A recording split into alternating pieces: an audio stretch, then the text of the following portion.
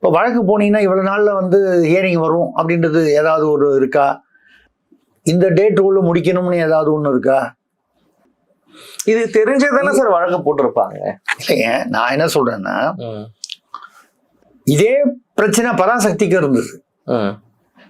அந்த இந்திய எதிர்ப்புன்னு வரும்போது அந்த காங்கிரஸை பத்தி சொல்லும்போது மிஞ்சி போன, அதாவது சென்சார் கட்டை தாண்டிய வசனங்கள் இப்போ வெளியில சில விமர்சனங்களை சந்தித்து காங்கிரஸ் கோபத்தை இதுக்கு முன்னால இன்னும் கொஞ்சம் அதிகமா இருந்தது. ரொம்ப ப்ரூட்டலா இருந்துச்சு அப்படின்னு சொன்னாங்க. அங்கேயும் கிட்டத்தட்ட 25-30 கட்டு அதெல்லாம் வந்து காமிச்சாங்க. அப்படி அது கட் பண்ணாங்க.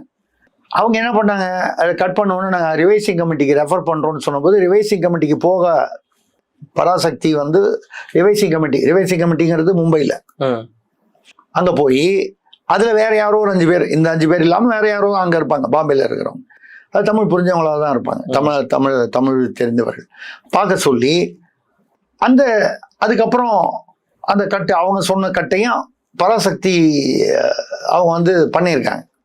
விஜய் என்ன பண்ணிட்டாரு, அதை செய்திருந்தால் பொங்கலுக்கே கூட ஏதோ 9ஆம் தேதிக்கு பதிலாக ஒரு 2 நாள் 3 நாள் முன்ன பின்ன வந்து வந்திருக்கும் படம்.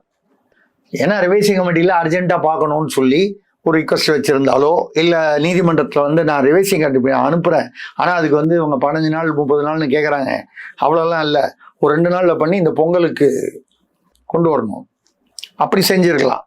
அதை வந்து ஏதோ ஒரு தனக்கு ஒரு எதிர்ப்பு சக்தி இருக்கிறது என்பதை காண்பிப்பதற்காக, ஒரு அரசியல் ரீதியாக காண்பிப்பதற்காக அவர் வந்து மேலும் மேலும் வழக்குன்னு போகும்போது எல்லா இடத்துலயும் அந்த ஈகோ பிரச்சனை வரும்ல.